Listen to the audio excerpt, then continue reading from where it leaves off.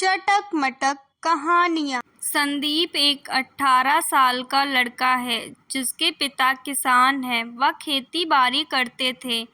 उसकी माँ अक्सर ही बीमार रहती थी। संदीप पढ़ाई में बहुत ही अच्छा था, लेकिन आर्थिक तंगी के कारण उसे अपनी पढ़ाई बीच में ही छोड़नी पड़ी। पर उसका एक सपना था, खुद का काम खोलने का। इसी उम्मीद में वह दिल्ली शहर आया। भीड़ भाड़ में अकेला और अनजान, वह फुटपाथ को ही अपना ठिकाना बनाकर रात में वहीं सो जाता है और अगली सुबह खाने के लिए मंदिर का प्रसाद खाता है। कुछ दिन उसने मंदिर का प्रसाद खाकर ही गुजारा, तो कुछ दिन सिर्फ पानी पीकर ही रहा। एक दिन वह फुटपाथ पर बैठा हुआ था और देखता है कि कुछ बच्चियां बड़े ही चाव से मैगी खा रही हैं।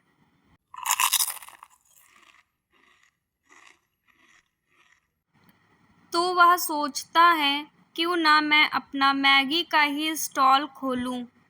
फिर वह अगले दिन बाजार जाता है, किराए पर एक पुराना सिलेंडर और कुछ मैगी के पैकेट लाता है और बाजार से कुछ हरी सब्जियां जैसे कि टमाटर, हरी मिर्च, प्याज और कुछ स्वादिष्ट मसाले, और अपना मैगी का स्टॉल खोलता है छोटा सा।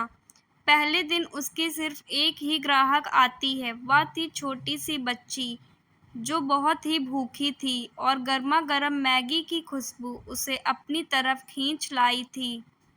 वह मैगी खाती है और भाई से कहती है, भैया यह मैगी बहुत ही स्वादिष्ट बनी है।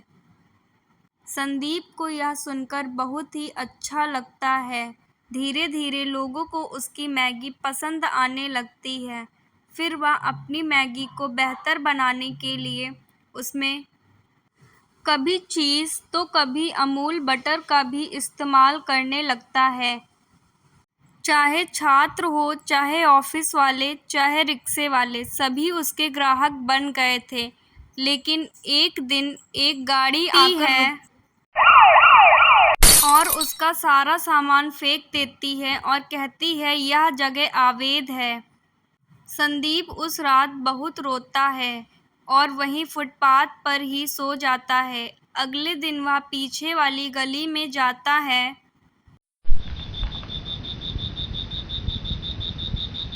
अगले दिन वह स्टेशन के पीछे वाली गली में जाता है और एक दूसरा ठेला लगाता है, गरीब मैगी वाली के नाम से।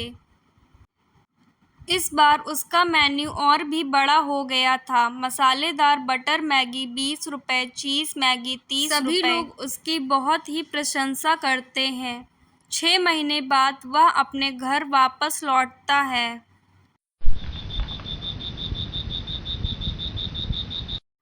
घर आते ही वह सबसे पहले अपनी माँ के पास जाता है और उन्हें पैसे और लाए हुए उपहार देता है और बैठकर ढेर सारी बातें करता है। उसकी माँ उसकी सक्सेस को देखकर बहुत ही प्रसन्न होती हैं और उससे कहती हैं, बेटा अब तू यहाँ पर अपनी दुकान खोल। वह गांव में ही अपनी एक बड़ी सी दुकान खोलता है। वहाँ पर भी लोगों को उसकी मैगी बहुत पसंद आती है और सभी लोग उसकी प्रशंसा करते हैं।